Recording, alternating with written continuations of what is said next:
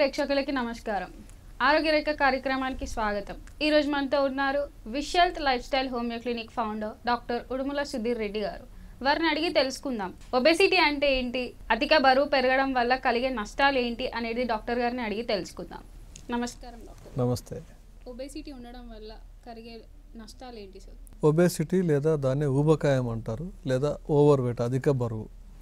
ఈ మధ్యకాలంలో ప్రపంచవ్యాప్తంగా సగానికి సగం జనాభా ఈ ఓవర్ వెయిట్ ఒబేసిటీ సమస్యతో బాధపడుతున్నారు చాలామంది. ఎందుకంటే మనం తీసుకునే ఆహారపు అలవాట్లు మారినాయి. ఒకప్పుడు మనం ఎక్కువ శారీరక శ్రమ చేసేవాళ్ళం, ఇప్పుడు శారీరక శ్రమ తగ్గింది. ప్రతిదానికి వెహికల్స్ అయిపోయినాయి. ఒకప్పుడు వెహికల్స్ ఉండేవి కాదు, ఓన్లీ సైకిల్సే ఉండేవి. సైకిల్ దొక్కేవాళ్ళు, లేదంటే నడుచుకుంటూ వెళ్ళేవాళ్ళు. తెలియకుండానే ఎక్సర్సైజ్ అయ్యేది. ఒకప్పుడు మన దేశం ప్రత్యేకించి వ్యవసాయ ఆధారిత దేశంగా ఉండే. సో అందరూ వ్యవసాయ పని ఎక్కువ చేసేవాళ్ళు. ఇప్పుడు చదువుకోవడం, డెవలప్మెంట్ వచ్చింది, వెహికల్స్ వచ్చినాయి. సో శారీరకంగా శ్రమ తగ్గింది. అట్లాగే మనం తీసుకునే ఆహారంలో కూడా చాలా మార్పులు జరిగినాయి. ఒకప్పుడు మనము బియ్యం దంచుకొని తినేవాళ్ళు, ముడి బియ్యం లాగా ఉండేది. ఇప్పుడు రా రైస్, బ్రౌన్ రైస్ అని చెప్తున్నారు కదా, అట్లా. అప్పుడు డిఫాల్ట్గా అవే తినేవాళ్ళు. అంతకంటే ముందు జొన్నలు తినేవాళ్ళు, అంతకంటే ముందు చిరుధాన్యాలు, మిల్లెట్స్ అని ఇవని బాగా ఎక్కువ తినేవాళ్ళు. వాళ్ళ రొటీన్ ఆహారంలోనే అది తినేవాళ్ళు. కేవలం పండగలప్పుడే, లేకపోతే ఆ రోజుల్లో బాగా ధనవంతులు అయితే తప్ప రోజు తెల్లన్నం తినేవాళ్ళు కాదు. ఓన్లీ పండుగలప్పుడే తెల్లన్నం, కొత్త బట్టలు. ఒక 50 సంవత్సరాల క్రిందటి ముచ్చట. సో అప్పుడంతా ఏంటంటే మీరు తెలియకుండానే మంచి ఆహారం తీసుకున్నారు, ఫైబర్ రిచ్ ఫుడ్ తీసుకున్నారు. ఇండస్ట్రియలైజేషన్ వచ్చిన తర్వాత మనం బియ్యాన్ని రైస్ మిల్లులు రావడం ద్వారా పాలిష్ చేసి తెల్ల అన్నం తీసుకోవడం, అందరికీ అందుబాటులో రావటము. అట్లాగే గోధుమలను కూడా పిండి చేయటం, ఇప్పుడు ప్యాకెట్లలో రావటం, అన్నీ రిఫైన్ చేయడం. సో అందువల్ల దాంట్లో ఉండే ఫైబర్ కానీ, దాంట్లో ఉండే మంచి ఈ వస్తువులన్నీ తీసేసి ఓన్లీ రిఫైన్డ్ ఫుడ్డే తింటున్నాం. సో ఇది ముఖ్య కారణం మనకు అసలు ఒబేసిటీ ఇంత ఎక్కువ సంఖ్యలో, దాదాపు ప్రపంచంలో సగం శాతం ఒబేసిటీ ఉన్నారంటే అది మామూలు విషయం కాదు. ఇదంతా ఏంటంటే ఈ రిఫైన్డ్ ఫుడ్ ఎక్కువ తినటం, శారీరకంగా శ్రమ లేకుండా సెడెంటరీ లైఫ్ స్టైల్ ఉండటం. దానికి తోడు మనం షుగరీ ఫుడ్స్ ఎక్కువ తింటున్నాం. మనం తీసుకునే ఇప్పుడు కూల్ డ్రింక్స్ కానీ, బ్రెడ్ కానీ, బేకరీ వస్తువులు కానీ, ఈవెన్ మీరు తీసుకునే మైదా పిండి, బిస్కెట్లు, ఇవన్నీ కూడా మనకు బరువు పెంచి ఫాస్ట్గా బరువు పెంచడానికి ఉపయోగపడే ఆహార పదార్థాలు అన్నమాట. సో కారణం ఏవైతేనేమి, ఇప్పుడు జనాలందరూ విపరీతంగా బరువు పెరుగుతున్నారు, ఒబేసిటీ వస్తుంది. దీనివల్ల ఈ శరీర భాగం ప్రభావితం అవుతుంది, ఆ శరీర భాగం ప్రభావితం కాదు అనేది ఏం లేదు. ప్రతి శరీర భాగం ఈ ఒబేసిటీ వల్ల, ఈ అధిక బరువు వల్ల ఎఫెక్ట్ అవుతుంది. సో అన్నిటికంటే ముఖ్యంగా బాగా బరువు పెరగడం వల్ల కామన్గా వచ్చే కష్ట నష్టాలు ఏంటి అంటే గుండెకు సంబంధించిన సమస్యలు. అన్నిటికంటే ఇప్పుడు సపోజు మీ హైట్కి మీరు ఒక 60 కేజీలు ఉండాల్సిన మీ ఏజ్ ప్రకారం అనుకోండి, మీ గుండె 60 కేజీలకో 70 కేజీలకో అంతవరకు సప్లై చేయగలిగే కెపాసిటీ మాత్రమే ఉంటుంది. మీరు ఒక 20 కేజీలు 30 కేజీలు బరువు పెరిగితే అంత మేర రక్తనాళాలు పెరుగుతాయి, అంత మేర కండరాలు పెరుగుతాయి. ఇంత శరీరానికి సప్లై చేయాలంటే అది ఒక 30% ఎక్స్ట్రా పని చేయాలి. ఒకరోజు 30% ఎక్కువ పని చేస్తే పర్వాలేదు. ఇప్పుడు మీరే ఉన్నారు, ఫర్ ఎగ్జాంపుల్ మీరు ఒక 8 గంటలు పని చేయగలుగుతారు. మీరు ఇంకొక 10 గంటలు పని చేయమన్నాం అనుకోండి, చేయగలుగుతారా? ఒక గంట ఎక్కువ ఒకరోజు అంటే 2 రోజులు అంటే చేస్తారు. అది రోజు చేయమంటే అలసిపోతారు. అలాగే గుండె కూడా అలసిపోతుంది. ఎప్పుడైతే ఈ గుండె అలసిపోతుందో గుండెకు సంబంధించిన జబ్బులు రావటం స్టార్ట్ అవుతాయి. అంటే గుండెకు సంబంధించిన రక్తనాళాలు, గుండెలో కవాటాలు ఉంటాయి, వాల్వ్స్ అంటారు. ఈ కొట్టుకునే కెపాసిటీ ఎక్కువ స్పీడ్ కొట్టుకోవడం ద్వారా గుండె కూడా లోపల మందం అయిపోతుంది, హైపోట్రోఫీ అంటారు. సో ఇలా రకరకాల సమస్యలు వస్తాయి. సో అన్నిటికంటే ముఖ్యంగా మీకు కామన్గా మీకు అర్థమయ్యే పరిభాషలో చెప్పాలంటే గుండెలో బ్లడ్ ప్రెషర్ ఎక్కువ అవుతుంది. బ్లడ్ ప్రెషర్ ఎక్కువ అయ్యేసరికి మీకు బ్లడ్ ప్రెషర్ వల్ల వచ్చే కాంప్లికేషన్స్ అంటే హార్ట్ అటాక్స్ రావచ్చు, మీకు బ్రెయిన్ స్ట్రోక్స్ రావచ్చు, కిడ్నీ ఫెయిల్ కావచ్చు. ఎందుకంటే అంత ప్రెషర్ కిడ్నీ విత్స్టాండ్ చేయలేదు. సో మీరు అంతంత శరీరం ఫిల్టర్ చేయాలంటే కిడ్నీ పైన కూడా లోడ్ ఎక్కువ అవుతుంది మీరు బరువు పెరిగినప్పుడు. సో ఇట్లాంటి సమస్యలు వస్తాయి. అట్లాగే డైజెస్టివ్ సంబంధించిన సమస్యలు, మీరు ఎక్కువ తింటారు కాబట్టి మీ డైజెస్టివ్ సిస్టమ్ అంటే అన్నం అరిగించాల్సిన ఈ జీవ ప్రక్రియ ఎక్కువ పనిచేయాలి. సో ఎక్కువ తింటారు, ఎక్కువ పని చేయాలి కాబట్టి మీకు అసిడిటీ, రిఫ్లక్స్ ప్రాబ్లం అంటారు. గ్యాస్ట్రిక్ రిఫ్లక్స్ అంటే తిన్నది మీకు ఎగదంతా ఉంటుంది, అసిడిటీ ఎక్కువ అవుతుంది, తర్వాత మీకు గ్యాస్ ప్రాబ్లమ్స్ ఎక్కువ అవుతాయి. అది ఒకటే కాదు, మీ గ్యాస్ట్రిక్ సమస్యల్లో అతి ముఖ్యంగా మనం చేయాల్సింది అంటే మనం తిన్న ప్రతిదీ లివర్ ద్వారా మిగతా శరీర భాగాలకి సప్లై చేయబడతాయి. అంటే లివర్ అనేది మనకు టాక్సిన్స్ని ఫిల్టర్ చేసి తర్వాత మనకు శరీరానికి ఏం ఉపయోగపడాలి అని పంపిస్తుంది. సో అందువల్ల లివర్ పైన కూడా విపరీతమైన లోడ్ ఎక్కువ అవుతుంది, అందువల్ల లివర్ వాచిపోతుంది. దాన్నే మనం ఫ్యాటీ లివర్ అంటాం. జనరల్గా మీకు అందరికీ తెలిసింది ఏంటంటే ఆల్కహాల్ తాగే అలవాటు ఉన్న వాళ్ళకే ఫ్యాటీ లివర్ వస్తుంది, ఆల్కహాల్ తీసుకునే అలవాటు ఉన్న వాళ్ళకే లివర్ ప్రాబ్లమ్స్ వస్తాయని మన అందరికి ఒక అపోహ ఉంది. కానీ మీరు ఏ ఆల్కహాల్ తీసుకోకపోయినా, ఆడవాళ్ళైనా చిన్నపిల్లలైనా, మీరు ఉండాల్సిన బరువు కంటే చాలా ఎక్కువ బరువు ఉంటే మీకు ఫస్ట్ ఎఫెక్ట్ అయ్యేది లివరే, ఫ్యాటీ లివర్ అంటారు. మీరు ఎప్పుడైనా అల్ట్రాసౌండ్ స్కాన్ తీస్తే గ్రేడ్ 1 ఫ్యాటీ లివర్ అని రాసి ఉంటుంది. సో ఈ ఫ్యాటీ లివర్ ఏంటి అంటే ఒక గేట్వే అనమాట, మీ జబ్బులకు, శరీరంలో రావాల్సిన జబ్బులకు అన్నిటికీ ఒక గేట్వే. సో ఇలా ఫ్యాటీ లివర్ వస్తుంది మీరు ఎక్కువ లావు ఉండటం వల్ల. ఎప్పుడైతే ఫ్యాటీ లివర్ వస్తుందో మీకు తర్వాత కొలెస్ట్రాల్ సమస్యలు వస్తాయి. ఇవన్నీ ఏంటంటే లివర్ ఏ పని అయితే చేస్తుందో ఆ పని అన్నీ ఎఫెక్ట్ అవుతుంది కదా. సో మన ఫ్యాట్, మనం తీసుకునే ఆహారం షుగర్ కింద మారి శరీర భాగాలకు వెళ్ళాలన్నా, ఫ్యాట్ కింద మారి రేపటికి ఉపయోగించుకోవాలన్నా ఆ పని లివరే చేస్తుంది. అందువల్ల మీకు ఫ్యాట్ మెటబాలిజం అంటే ఫ్యాట్ ప్రొడ్యూస్ అయ్యే కెపాసిటీ ఎక్కువ అవుతుంది కాబట్టి మీకు శరీరంలో కొలెస్ట్రాల్ ప్రాబ్లం కూడా వస్తుంది. అంతేకాకుండా గాల్ బ్లాడర్ అంటారు, లివర్లో కింద చిన్న భాగం ఉంటుంది, మీకు చేదు అంటారు, తెలుగులో పిత్తాశయం అంటారు. సో ఇదేంటంటే మీకు అన్నం తిన్నది మంచిగా అరగడానికి దాని నుంచి కొన్ని సెక్రీషన్స్ వస్తాయి, అది ఉపయోగపడుతుంది. సో మీరు గాల్ బ్లాడర్లో స్టోన్స్ ఎక్కువ వస్తాయి చాలామందికి. మీరు ఎక్కువ లావు ఉండే వాళ్ళలోనే, అంటే సన్న ఉండే వాళ్ళు రావని కాదు, కానీ ఎక్కువ శాతం ఎక్కువ బరువు ఉండే వాళ్ళలో గాల్ బ్లాడర్లో స్టోన్స్ చూస్తూ ఉంటాం మనం. సో ఈ స్టోన్స్ కూడా ఎక్కువ లావు ఉన్నప్పుడు, అధిక ఓవర్ వెయిట్ ఉన్నప్పుడు మీకు వస్తూ ఉంటాయి. అది ఒక్కటే కాదు, మీకు రకరకాల హార్మోన్ సమస్యలు వస్తాయి. ఈ హార్మోన్ సమస్యల్లో లావు ఎక్కువ అవ్వటం వల్ల చాలా ముఖ్యంగా ప్రభావితం అయ్యేది టైప్ 2 డయాబెటీస్ అంటారు, ఆర్ మీకు తెలిసిన షుగర్ ప్రాబ్లం. ఎక్కువ లావు ఉండటం వల్ల, మీరు అధికంగా తినటం వల్ల మీకు షుగర్ ప్రాబ్లం వస్తుంది. దీంట్లో 2 రకాల కారణాల చేత మీకు షుగర్ ప్రాబ్లం వస్తుంది. ఒకటి, మీరు తినే ఆహారం ఎక్కువ మీ అవసరాలకు మించి తింటున్నారు కాబట్టి షుగర్గా ఉండిపోతుంది. 2, ఇన్సులిన్ రెసిస్టెన్స్ అంటారు. అంటే ప్రతి శరీరంలో ఒక సెల్ ఉంటుంది, అంటే మీరు తీసుకునే ఒక కణం అనమాట. ఆ కణానికి కూడా ఒక కెపాసిటీ ఉంటుంది. మీరు ఎంత తిన్నా శరీరంలో అయితే ఇమిడించుకోలేదు కదా, ఆ కణం కెపాసిటీ మించిపోయినప్పుడు ఇంకా నాకు చాలరా బాబు అని తాళం వేసేస్తుంది అది. దాన్నే ఇన్సులిన్ రెసిస్టెన్స్ అంటారు.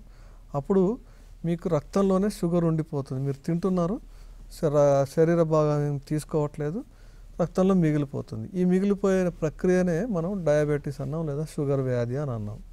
సో ఇలా మీకు ఒకదానికి ఒక హార్మోన్ సమస్య వల్ల ఇది వస్తుంది.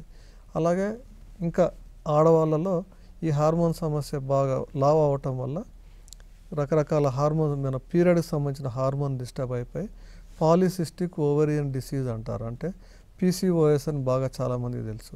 ఇదేంటంటే గర్భాశయంలో నీటి బుడగలు ఏర్పడతాయి, తద్వారా వాళ్ళకి పీరియడ్ రాదు, ఎక్కువ రోజులు లేట్ అవుతుంది, లేదంటే ఎక్కువ బ్లీడింగ్ అవుతుంది, విపరీతమైన నొప్పి వస్తుంది.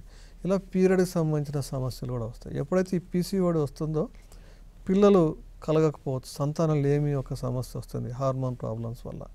అదే మగవాళ్ళలో ఈ ఒబేసిటీ ఉండడం వల్ల హార్మోన్ డిస్టర్బ్ అయినప్పుడు వాళ్ళ వీర్య కణాలు ప్రొడ్యూస్ చేసే కెపాసిటీ తక్కువ, వాళ్ళ ద్వారా కూడా అబ్బాయిలు ఒకలా ఉంటే అట్లా కూడా వాళ్ళకు సంతానం లేని సమస్య రావచ్చు. ఎప్పుడైతే ఈ PCOD సమస్య వస్తుందో ఆడవాళ్ళలో ఈ మగ వాళ్ళకి సంబంధించిన హార్మోన్స్ ఎక్కువ ప్రొడ్యూస్ అవుతాయి. ఆడవాళ్ళలో జనరల్గా టెస్టోస్టిరాన్ హార్మోన్ స్థాయిలు తక్కువ ఉంటాయి. ఎప్పుడైతే మీకు PCOD వస్తుందో ఈ టెస్టోస్టిరాన్ ప్రభావం ఎక్కువ అవుతుంది. అందువల్ల వాళ్ళలో క్లాసికల్గా మగవాళ్ళలో చూడాల్సిన లక్షణాలు మనం చూస్తూ ఉంటాం. ఉదాహరణకి ఆడవాళ్ళలో మీసాలు రావటం, గడ్డాలు రావటం, లేదంటే మగవాళ్ళకు వచ్చినట్టు చెస్ట్ పైన వెంట్రుకలు రావటం, అట్లాగే వాళ్ళ బాడీ కూడా మగవాళ్ళ బాడీ లాగా బిహేవ్ చేస్తుంది, కండరాలు గట్టిగా అవుతాయి. మీరు బాగా ఆడవాళ్ళు లావుగున్న వాళ్ళలో చూడండి, మీకు ముఖం పైన మగవాళ్ళకు వచ్చినట్టు గడ్డాలు మీసాలు కనపడుతూ ఉంటాయి, మెడ చుట్టూ నల్లగా అవుతుంది. ఇవన్నీ మీరు ఏదో నేను మెడలో బంగారం గొలుసు వేసుకున్నా కాబట్టి నల్లగైంది అనుకుంటారు, కానీ అది ఈ PCOD effect plus insulin resistance effect వల్ల అలా అవుతారు. సో అలా శరీరంలో ఒకటని కాదు, మీరు ఇట్లాగే బాగా వెయిట్ ఉండటం వల్ల లోడ్ బేరింగ్ జాయింట్స్ అంటారు. అంటే హిప్ నుంచి అంటే నడుము, మోకాళ్ళు, కీల జాయింట్, కింద జాయింట్, పాదాల జాయింట్, ఇవి లోడ్ మనం అతి బరువు వాటికి కూడా ఒక కెపాసిటీ ఉంటుంది. ఆ కెపాసిటీ మించి మనం లోడ్ వేస్తున్నప్పుడు మీరు వేసే ప్రతి అడుగు అన్ని కేజీల బరువు మోయాలి. సపోజ్ మీరు 60 కేజీల బరువు ఉంటే మీరు ఒక్క అడుగు వేస్తే ఈ ఒక్క కాలే 60 కేజీల బరువు వస్తుంది. ఈ కాలు తీసి ఈ కాలు వేసినప్పుడు ఈ కాలు 60 కేజీల బరువు వస్తుంది.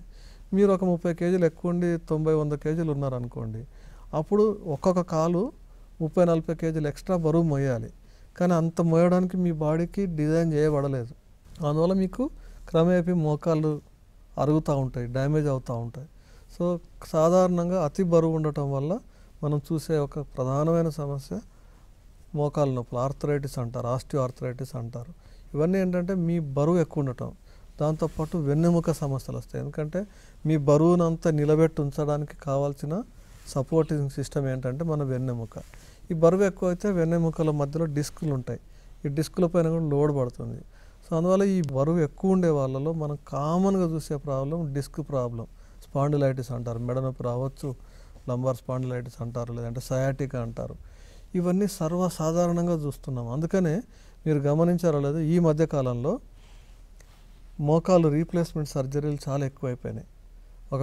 నేను మెడికల్ కాలేజీలో ఉన్నప్పుడు ఒక 15-20 సంవత్సరాల క్రితం ఇన్ని రీప్లేస్మెంట్ సర్జరీలు జరగలేదు. అంటే అప్పుడు సమస్యలు లేవా? ఇప్పుడు సమస్యలు ఎక్కువైనాయి. ఎందుకంటే అతిగా తింటున్నాము, అతిగా బరువు పెరుగుతున్నాము, కీలు స్ట్రెంత్ తగ్గుతుంది, కాబట్టి రీప్లేస్మెంట్ సర్జరీలు ఎక్కువైనాయి. అట్లాగే ఈ మధ్యకాలంలో మీరు ఎక్కడ చూసినా ప్రతి ఇంట్లో ఒక డయాబెటీస్ పేషెంట్ ఉన్నారు. ప్రతి ఇంట్లో పెద్దవాళ్ళకి 50-60 సంవత్సరాలు దాటితే ఎవరో ఒకరికి స్టంట్ వేయడం అనేది కామన్ అయిపోయింది. గుండెలో స్టంట్ వేసారు, చాలా కామన్ అయిపోయింది. ఒకప్పుడు స్టంట్ వేయడం అనేది చాలా అరుదు, ఇప్పుడు కామన్ అయిపోయింది. ఎందుకంటే ఇవన్నీ మన లైఫ్ స్టైల్ చేంజెస్ బాగా ఎక్కువైపోయి, సెడెంటరీ లైఫ్ స్టైల్ అయిపోయి, స్ట్రెస్ ఎక్కువైపోయి, ఓవర్ వెయిట్ అయిపోయి, దాని సెకండరీ ఎఫెక్ట్స్ ఇవన్నీ. సో ప్రతిదానికి ఒక ట్యాబ్లెట్ వేసుకోవడం, రిలాక్స్ అయిపోవడం, కానీ మనం పూర్తి గ్రాస్ రూట్ లెవెల్లో కరెక్షన్ చేయకుండా ఉండడం వల్ల ఈ సమస్యలన్నీ ఎక్కువ అవుతూ ఉన్నాయి. సో అందువల్ల మనం వీటన్నిటికీ మూలం ఏంటంటే ఫిజికల్గా యాక్టివ్ లేకపోవడం, మనం మానసికంగా ప్రశాంతంగా లేకపోవడం, అతిగా తినటం, అసలు ఏమీ ఎక్సర్సైజ్ చేయకపోవడం, వీటన్నిటి వల్ల మీరు క్రమేపీ ఒక్కొక్క కేజీ బరువు పెరుగుతూ విపరీతమైన లావు అవుతున్నారు. అదొక్కటే కాదు, అంటే మన లావు అవటం వల్ల కేవలం శారీరక సంబంధించిన సమస్యలే కాదు, లావు అవటం వల్ల మానసికంగా కూడా ఎన్నో సమస్యలు వస్తాయి. అన్నిటికంటే ఎక్కువ మీకు ఇన్ఫీరియారిటీ కాంప్లెక్స్ వస్తుంది. అంటే పక్క వాళ్ళని చూస్తే వాళ్ళు అందంగా ఉన్నారు, మంచి డ్రెస్సులు వేసుకున్నారు, మీరు లావు ఉండటం వల్ల వికారంగా ఉంటారు, ఫేషియల్ హెయిర్ వస్తుంది, నల్లగా అవుతుంది. సో వీటన్నిటి వల్ల మీ కాన్ఫిడెన్స్ లెవెల్స్ బాగా తగ్గుతాయి. తర్వాత క్రమేపీ యాంగ్జైటీ, డిప్రెషను, స్ట్రెస్, ఇలాంటి మానసిక సమస్యలకు కూడా దారితీస్తుంది. అది ఒక్కటే కాదు, వాళ్ళు కనీసం ప్రశాంతంగా 10 అడుగులు నడవలేరు, నడిస్తే ఆయాసం వస్తుంది. ఎందుకంటే అంత బరువు మోస్తూ నడవాలంటే వాళ్ళ శరీరం సహకరించదు, లంగ్స్ సహకరించవు, హార్ట్ సహకరించదు. సో ఇలా ఒకటేమిటి మీరు చెప్పుకుంటూ పోతే పెద్ద లిస్టే ఉంది. సో ఇన్ని సమస్యలు కేవలం మీరు అధిక బరువు ఉండటం వల్ల వస్తుంది. అయితే ఈ అధిక బరువు నిజంగా తగ్గించుకోలేని సమస్యనా? కానే కాదు. చాలా సింపుల్ చిన్న మార్పులు మనం చేసుకుంటూ చిన్న జీవనశైలి కరెక్షన్ చేసుకుంటే మనం అసలు ఈ ఒబేసిటీని సమూలంగా నాశనం చేయొచ్చు. ఒబేసిటీని తగ్గించుకోగలిగితే, ఒబేసిటీని మనం నిర్మూలించగలిగితే ఒక 20-30 జబ్బులు, దీర్ఘకాలికంగా వచ్చే జబ్బులు రాకుండా కాపాడుకోవచ్చు. ఆరోగ్యరేఖ కార్యక్రమంలో చిన్న విరామం.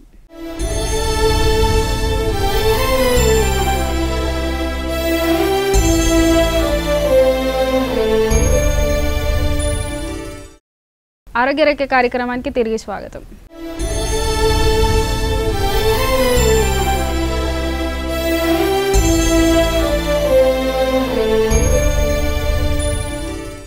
ఒబేసిటీ అంటే ఏంటి, అధిక బరువు ఉండడం వల్ల కలిగే నష్టాలు ఏంటనేది తెలుసుకున్నాం కదండి. ఒబేసిటీని తగ్గించుకోవాలంటే ఎలాంటి టిప్స్ తీసుకోవాలి సార్? మనం యాక్చువల్గా ఒబేసిటీ గురించి తెలుసుకున్నాం కదా. ఒబేసిటీ వల్ల నష్టాలు ఏంటో మనం ఫస్ట్ అర్థం చేసుకుంటే, మీరు ఒకసారి డిసైడ్ అవ్వాలి, నేను బరువు తగ్గించుకోవాలని అనుకుంటే చాలా మార్గాలు ఉన్నాయి. చిన్న కరెక్షన్స్ చేసుకుంటూ మనం బరువు తగ్గించుకోవచ్చు. చాలామంది చేసే మొట్టమొదటి పొరపాటు ఏంటంటే, నేను బరువు తగ్గాలని ఉంటుంది, పాపం వాళ్ళకి ఎవరో నీలాంటాడో నాలాంటాడో మోటివేట్ చేస్తారు. రేపటి నుంచి బరువు తగ్గుతానని డాక్టర్ గారు అంటారు. ఫుల్ ఎక్సైట్మెంట్ ఉంటుంది. అతిగా చేసేస్తారు. నిన్నటిదాకానేమో జీరో, సడన్గా హీరో అయిపోదాం అనుకుంటారు. శరీరం సహకరించదు. అంత అతిగా చేస్తే కూడా మీరు మీ బాడీ కెపాసిటీ సరిపోదు. అందువల్ల మీరు ఏంటంటే చిన్న చిన్న టార్గెట్స్ పెట్టుకోవాలి, కన్సిస్టెంట్గా చేయాలి. ఇక్కడ కన్సిస్టెన్సీ కింగ్. అంటే మీరు ఎంత ప్రతిరోజు ఎక్కువ రోజులు చేయగలిగితే చిన్న చిన్న మార్పులే. రోజు 10 గ్రాములు తగ్గినా చాలు, కానీ ప్రతిరోజు 10 గ్రాములు తగ్గితే చాలు. అట్లా చిన్న చిన్న టార్గెట్స్ పెట్టుకోవాలి మీరు. అంటే స్ట్రాటజీ చెప్తున్నా బేసికల్గా. ఒకేసారి నేను ఈ 3 నెలల్లో 10 కేజీలు బరువు తగ్గాలి. దానికి తగ్గట్టు కొన్ని క్లినిక్స్ డాక్టర్లు కూడా మీరు 2 నెలలకే 10 కేజీలు తగ్గిస్తాను సోషల్ మీడియాలో చూస్తే మీకు రకరకాలు ఉంటాయి. సైంటిఫిక్గా బరువు అంత త్వరగా తగ్గకూడదు. మీరు అన్నీ చేస్తూనే ఆరోగ్యంగా బరువు తగ్గాలి. ఏదో బరువు తగ్గాలి రేపటి చాలామంది నా దగ్గరకు వస్తూ ఉంటారు. 3 నెలల తర్వాత మా అమ్మాయి పెళ్ళి ఉందండి, కొంచెం ఈ 3 నెలల్లో బరువు తగ్గాలని. అమ్మాయి పెళ్ళి 3 నెలల్లో బరువు తగ్గాలంటే అమ్మాయికి 20-30 కేజీలు ఎక్స్ట్రా ఉంటే 20-30 కేజీలు 3 నెలలు తగ్గించడం అనేది సైంటిఫిక్గా సాధ్యం కాదు. ఒకవేళ మీరు ఇంకెవరైనా చేసిన బరువుతో పాటు ఆరోగ్యం కూడా కోల్పోతారు. సో దయచేసి అట్లాంటి పనులు చేయకూడదు. మేము క్వాలిఫైడ్ డాక్టర్స్ కాబట్టి మీకు ఏది ఆరోగ్యానికి మంచిదో అలాగే చెప్తాము. అది కొంచెం ముందు ప్లాన్ చేసుకోవాలి, రోజు కొంచెం శ్రమ పడాలి. ఇంకా చాలామంది ఏం చెప్తారంటే, డాక్టర్ గారు నేను ఏం కష్టపడనండి, మీరు నాకు డైట్ రిస్ట్రిక్షన్స్ ఏం చెప్పొద్దు, మీరు మందులు ఇవ్వండి నేను బరువు తగ్గాలి. మందులు ఇస్తే బరువు తగ్గుతారు, కానీ కేవలం మందుల వల్లనే పూర్తి బరువు పోరు. ఇటు మందులతో పాటు మీరు కొంచెం డైట్ చేయాలి, కొంచెం ఫిజికల్ యాక్టివ్ చేయాలి. ఎందుకంటే ఇక్కడ మీరు బరువు పెరిగింది మందులు తినకపోవడం వల్ల బరువు పెరగలేదు, మందులు ఇస్తే బరువు తగ్గడానికి. లేకపోతే బరువు పెరిగింది ఒక జబ్బు వల్ల మీరు బరువు పెరగలేదు. బరువు పెరిగింది మీరు అతిగా తిన్నారు, సెడెంటరీ లైఫ్ స్టైల్, ఏదో కొన్ని సమస్యలు ఉంటాయి, థైరాయిడ్ లాంటి సమస్యలు. మీరు నిజంగా హార్మోన్ ప్రభావం చేత ఉంటారు, థైరాయిడ్ ట్రీట్ చేస్తే మీరు బరువు పోతుంది. అట్ ద సేమ్ టైం మీ ఫిజికల్గా యాక్టివ్ లేకుండా ఎవరు ఏం చేయలేరు. సో ఏదేమైనప్పటికీ మనం బరువు తగ్గాలంటే ఫస్ట్ చిన్న చిన్న గోల్స్ పెట్టుకోండి. నెలకి 2 కేజీలే తగ్గండి, నెలకు 1 కేజీ తగ్గండి. కరెక్ట్గా చేస్తే సంవత్సరంలో 12 కేజీలు తగ్గుతారు. తర్వాత మిమ్మల్ని మీరే గుర్తుపట్టుకోలేరు 12 కేజీలు తగ్గితే. సో అంత ఓపిక ఉండాలి, సిస్టమేటిక్గా చేసుకోవాలి. ఆవేశపడిపోయి ఎక్కువ చేయొద్దు. అట్ ద సేమ్ టైం చాలామంది క్రాష్ డైటింగ్ చేస్తారు. ఈరోజు నుంచి సడన్గా ఒకే పూట భోజనం చేస్తాను, మిగతా పూటలు అసలు ఏం తినను, లేకపోతే ఓన్లీ లిక్విడ్ డైటే చేస్తాను.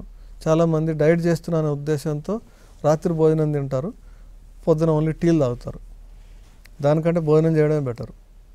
మీరు టీలు తాగే ప్రాసెస్లో మీ బరువు ఇంకా పెరుగుతారు. లేదంటే మీరు క్రాష్ డైటింగ్ చేసినప్పుడు ఏమవుతుందంటే, మీరు ఇప్పుడు బాగా బ్రేక్ఫాస్ట్ స్కిప్ చేస్తారు, బ్రేక్ఫాస్ట్ లంచ్కి సరిపడా విపరీతమైన ఆకలి అవుతుంది కాబట్టి మధ్యాహ్నం ఎక్కువ తినేస్తారు. సో అది మీకు, సార్ నేను ఇంటర్మీడియట్ ఫాస్టింగ్ చేస్తున్నాను, డైరెక్ట్ మధ్యాహ్నమే తింటున్నాను, 2 పూట్లే తింటున్నాను, బరువు తగ్గట్లేదు అంటే అందుకే తగ్గరు. ఎందుకంటే విపరీతమైన ఆకలి ఇస్తుంది కాబట్టి మీరు ఎక్కువ తింటారు, కాబట్టి ఎక్కువ ఇంకా బరువు పెరుగుతారు. సో ఈ బరువు తగ్గాలంటే ఒకటి డాక్టర్ల పర్యవేక్షణలో చేయండి, క్వాలిఫైడ్ డాక్టర్ల పర్యవేక్షణలో చేయండి. అప్పుడు మీకు మీ బాడీలో ఏమేమి కరెక్షన్ చేయాలి, హార్మోన్స్ కరెక్షన్ చేయాలి, హార్మోన్స్కి సంబంధించి మీకు ఏ ఇబ్బంది కలగకుండా మెడిసిన్ ఇస్తారు. అట్ ద సేమ్ టైం ఎటువంటి ఆహారం తీసుకుంటే మీకు బ్యాలెన్స్డ్గా ఉంటుంది. ఆహారం మనం డైట్ చేస్తూ హెయిర్ లాస్ అవ్వకూడదు, డైట్ చేస్తూ కొత్త సమస్య రాకూడదు.